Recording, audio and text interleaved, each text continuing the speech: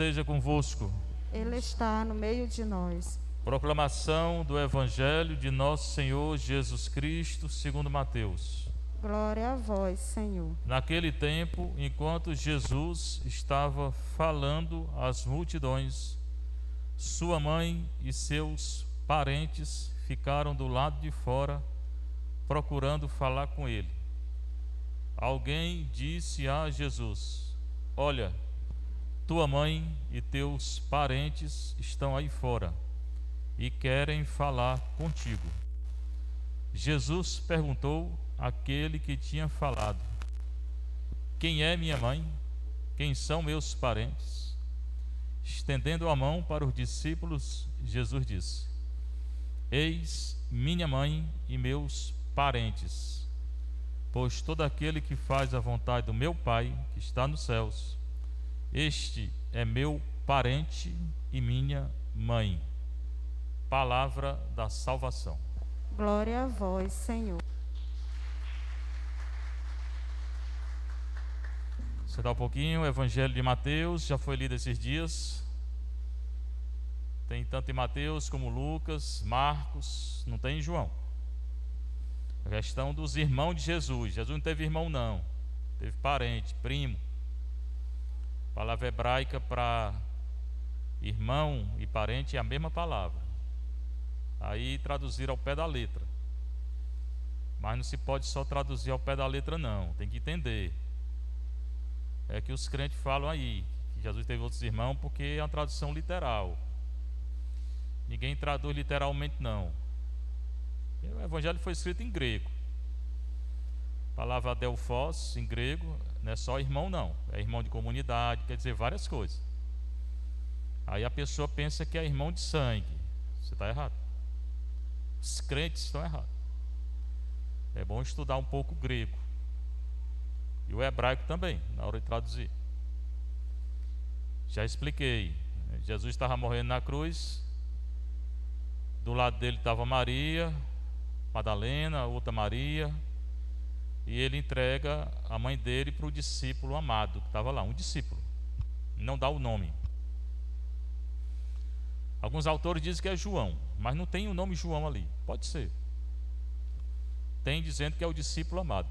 Pode ler João 19, 25 a 27. Então Jesus morrendo, ele se preocupa com a mãe dele, entrega ela a um discípulo e entrega o discípulo a ela. Se ela tivesse outro filho, ele não entregaria, porque o menino com 12 anos, e Jesus já tinha 30, se ele tivesse um irmão com 12 anos, era o menino que cuidava dela. Menino não, porque com 12 anos lá já é maior. Era, hoje não sei como é que é em Israel não, mas naquela época era maior com 12 anos. Então por que ele entregou Maria a um discípulo, se ela tinha um filho? Porque não tinha filho, nem filha, não tinha ninguém. Então, a primeira coisa é quando lê a Bíblia, interpretar direito, né? Lê do jeito que está aí vai começa a falar e fala besteira. E como esses crentes falam besteira, né?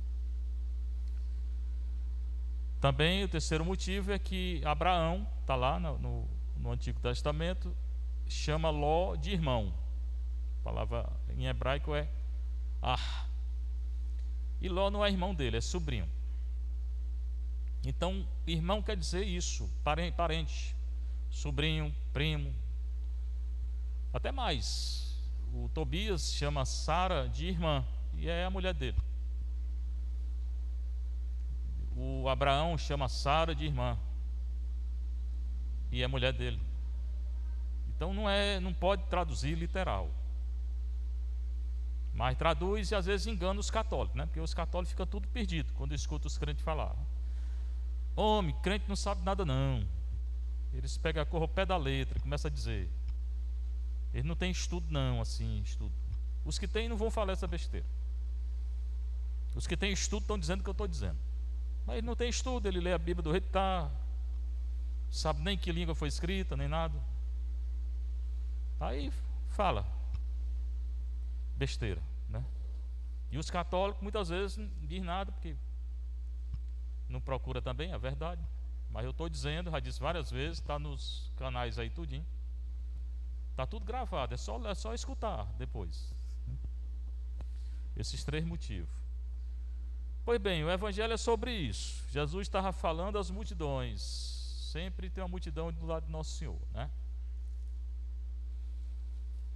Não sei se ele gostava muito, não. Nosso Senhor não interessa a multidão, não. Interessa salvar as pessoas. Interessa dizer a verdade. Hoje tem um bocado de padre aí preocupado com multidão. Eu não sou preocupado com multidão. A mim interessa dizer a verdade. Proclamar a palavra na verdade. Pronto. Se tem multidão, tem. Se não tem, não tem. E ele muitas vezes se isolava. Ele não queria multidão muitas vezes. Ele ia para a montanha rezar sozinho. Então esses padres que gostam de multidão, é bom rezar também. Ele está falando às multidões. Aí sua mãe, e aqui fala irmão, com a tradução literal, que não era irmão mesmo, está entendido, né?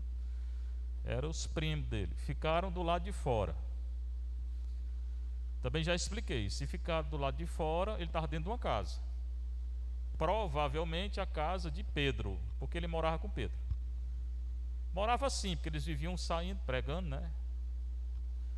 Dormiam muitas vezes na montanha, no monte, na rua. Era assim que ele vivia. E procuravam falar com ele, quem? Maria e os primos dele. Alguém dizia a Jesus: olha, tua mãe e teus primos estão aí fora, querem falar contigo. E ele vai dizer aquela frase, né, que muitas vezes tem gente que se choca ainda, não sei porquê, né? Eu falei, Nosso Senhor fala a verdade. Ele não gosta de adular ninguém, não. Nosso Senhor não passa a mão na cabeça de ninguém, não. Ele fala a verdade. Quem é minha mãe? Quem são meus parentes? Na hora ele falou. Aí eu queria estar lá para ver isso aqui. Estendendo a mão para os discípulos, disse: eis minha mãe e meus parentes. São os discípulos. Aqui tem outra história. Ele coloca o laço de família, não é absoluto na igreja. Se você está pensando que o laço de família é a última coisa, porque eu devo morrer e lutar, na igreja católica mesmo não é não. Mais importante do que o laço de família é ser discípulo de Nosso Senhor. É fazer a vontade do Pai. Exemplo concreto eu já dei aqui algumas vezes. O menino que quer ser padre e o pai e a mãe não quer. Pois não escute seu pai e sua mãe, não. Vou dizer de novo: não escute seu pai e sua mãe. A vida é sua, não é dele. Eles escolheram a vida deles, casar. E Deus queira que tenha casado na igreja, né? Porque às vezes nem casou na igreja. Aí quer impor o menino uma vocação, sei lá o quê. Ser médico. Meu pai queria que eu fosse militar. Não fui, pronto. Menina quer ser freira, pai e mãe não quer. Não siga seu pai e sua mãe, vá ser freira e acabou. Simples. Seu pai e sua mãe decidiram a vida deles. Casaram. Ou não casaram, não sei como é que está a situação. Mas muitas vezes a família quer interferir. Quem decide vocação de menino não é família. É a própria pessoa. Então, meu Deus, meu pai quer que eu seja isso, então você vá não, você vai ser um frustrado, uma frustrada. Minha mãe não quer que eu seja isso, vá não.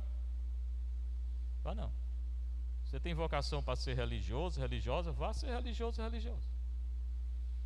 O laço de família não está acima da vocação de ninguém. Isso não é de respeitar, não. Não, isso é exercer a vocação e a liberdade. E a liberdade ninguém toca. Isso aqui é liberdade, não é libertinagem não. Porque o povo hoje pensa que liberdade é libertinagem, né? É fazer o que quer, na hora que quer, do jeito que quer. Isso aí é que não é liberdade. Mas você decidir sua vocação em Deus, mesmo contrário a seu pai, ótimo. Decida. O chamado é seu. E você vai responder diante de Deus se você não for. Aí expliquei, meu pai, quando eu disse que eu ia ser monge, na época eu estava discernindo, em 88, ele pegou um câncer terminal. E o mosteiro era no Paraná. Ele disse: vá não, meu filho, que eu estou morrendo. Eu vou. Deus está me chamando. Não morreu. Eu ainda voltei, Voltei em 93, enterrei minha avó em 94 e ele em 95. E fui feliz da vida. E ainda foi lá me visitar 2 vezes, né?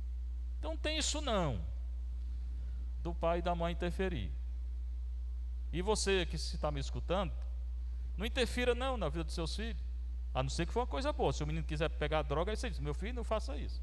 Mas se está querendo decidir ser padre e freira, você está dizendo que não, você está errado, né? Pai e mãe tem direito de fazer isso não. Então os laços de família têm importância, mas não é importância absoluta não. Eu tenho que respeitar certamente. E honrar pai e mãe na Bíblia é cuidar deles quando estão doente, velho. É isso. Não botar no asilo, dar uma injeção, matar e dizer que está respeitando. Mas a vocação é cada um que decide.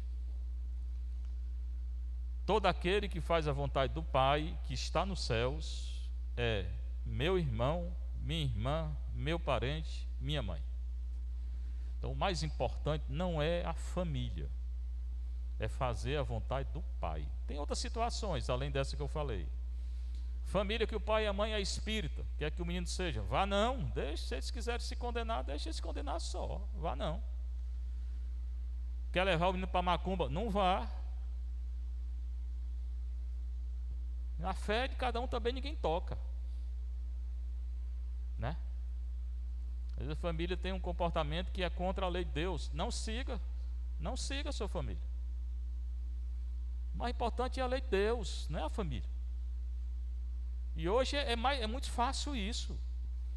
Talvez vocês não tenham isso na casa de vocês, mas é muito fácil isso, de querer aceitar comportamentos contra a lei, né? Muitas famílias hoje estão com esse problema aí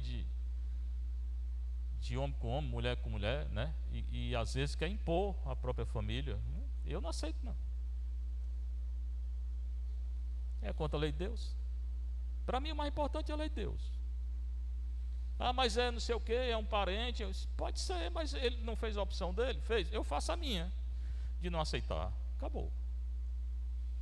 A minha opção é seguir a lei de Deus. Está claro o que eu estou dizendo ou não está? Então é isso. Colocar a palavra de Deus acima de tudo é isso. Traz problema? Traz, muitas vezes, dentro da família. Sim, pois deixe. Não é você que está causando problema, são os outros. Ah, mas é discriminação. Discriminação contra mim também, porque eu sou obrigado a aceitar agora? Não.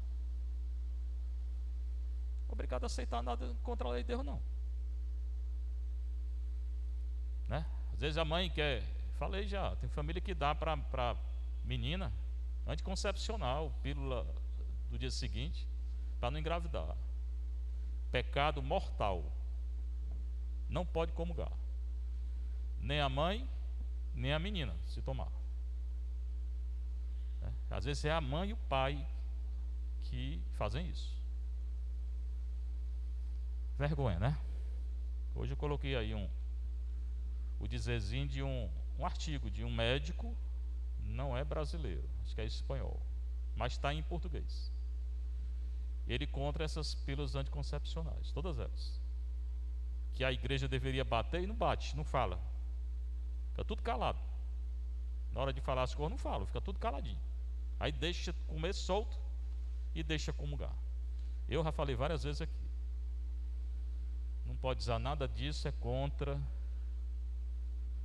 a encíclica do Papa Paulo VI, que está em voga na Igreja Católica hoje, ainda é a encíclica do Paulo VI de 76. Pode procurar ela bem baratinha. Se chama Humanae Vitae, vida humana. Ali é completamente contra anticoncepcional, essas pílulas tudinho, camisinha, tudo. Sexo é para ser visto como uma coisa natural, de acordo com as leis da natureza, não interrupção da natureza. Tudo isso é aborto. Mas a igreja deveria se manifestar oficialmente, não fala nada, né? Aí fica essa coisa aí, as pessoas comungando, achando que estão certo e estão errado. Às vezes são os casais que tomam pílula, né? Mulher ou usa camisinha, sei lá o que, para não engravidar.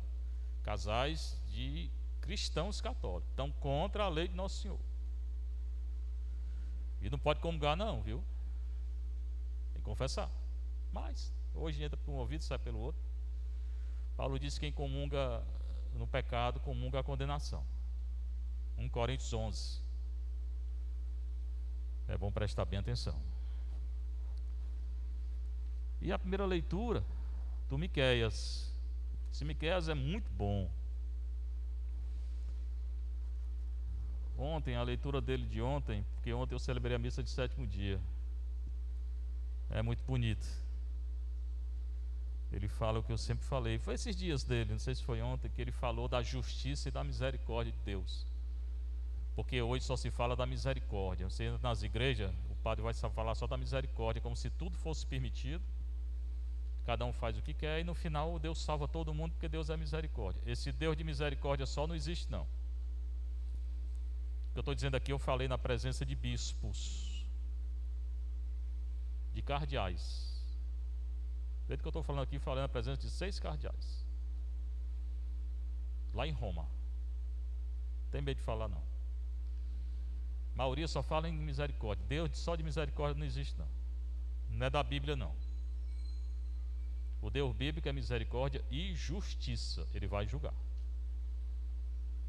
Então, certamente tem salvação para quem deixa o pecado. Se fez tudo isso que eu estou falando aí a vida toda e se arrependeu, se salva? Se salva. Vai pagar, né? Se estiver morrendo, vai pagar no purgatório, mas se salva. Se não se arrepender, se salva não. Não precisa nem ser tudo isso não, basta ser um pecado bem pequenininho. Se não se arrepender, como é que se salva? É a justiça de Deus, né? Apacenta o teu povo com o cajado da autoridade. A autoridade que a igreja tem e ninguém tira não. Estão querendo tirar a autoridade da igreja. Tira não. O Estado interferindo na igreja aí, né? Mandando fechar as portas da igreja por causa da pandemia. É mexendo na autoridade da igreja. Eu já disse várias vezes, eu não obedeço ao Estado, eu obedeço ao bispo. O bispo mandou fechar, eu tive que fechar. Mas se o bispo dissesse não fecha, isso aqui não ia fechar não. Podia botar policial aí, o exército todinho, fechava não. E eles fechavam, mas eu não fechava. É o Estado querendo interferir na autoridade da igreja. Agora, se os bispos não estão falando, aí não é comigo.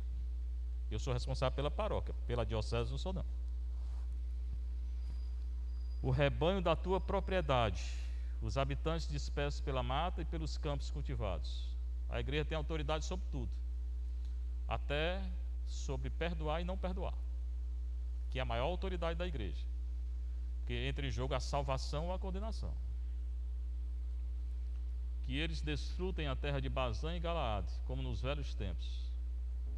Aí fala da época de Israel do Antigo Testamento, do tempo do Egito, que eles saíram do Egito. Deus tirou Israel do Egito com mão forte, braço estendido, fez prodígio, secou o mar.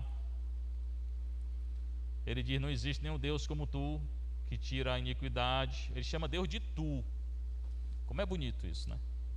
E às vezes a gente não consegue nem falar com Deus diretamente, né? A gente chama de vós.